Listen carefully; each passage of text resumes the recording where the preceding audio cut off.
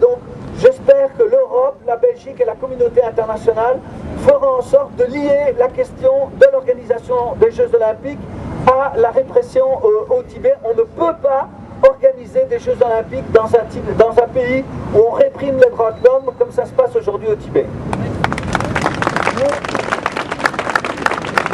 Voilà, c'est tout ce que je voulais vous dire et je cède la parole à Josy. Merci Alain. Bien sûr, si nous sommes ici présents, c'est parce que nous vous soutenons. J'ai entendu hier, je crois que c'est ce matin, le Dalai Lama demander qu'une enquête soit faite dans son pays parce qu'il accuse les Chinois de tuer, d'ethnocide, de tuer la culture tibétaine. Eh bien, je vais vous donner un exemple précis que j'ai vécu moi-même qui prouve qu'il a raison. Avant d'être sénateur, pendant des années, j'étais journaliste et reporter. J'ai travaillé pour les Nations Unies, je suis allé au Tibet pour faire un reportage qui n'avait rien de politique. C'était un reportage sur comment les Nations Unies aident la Chine et le Tibet à préserver leur panda. Vous connaissez cet animal qui est symbolique de la Chine, qui est en voie de disparition. Et donc j'avais décidé sur place, d'accord avec les autorités chinoises qui me suivaient comme des petits chiens partout, et notamment les membres du Parti communiste, de faire le portrait d'une famille de coopérants anglais et islandais qui travaillaient sur place, qui avaient un petit enfant de 3 ans qui parlait déjà chinois. Nous étions tombés d'accord que j'allais filmer leur vie quotidienne. Et le lendemain, nous partons pour filmer. Et ils me disent, on s'arrête ici dans cette ferme, et on va tous les jours acheter du poulet. Je m'arrête et je dis, on va filmer. Les autorités me disent, non, non. Je dis, pourquoi? C'était prévu. Non, non. À ce moment-là, je vois sortir les paysans qui portaient tous ces costumes du bleu que vous avez sous vos drapeaux, avec les belles broderies qui sont typiques de ce que portent les paysans là-bas. C'est magnifique ces costumes. On m'a interdit de filmer. J'ai rouspété. Finalement, on m'a dit, attendez.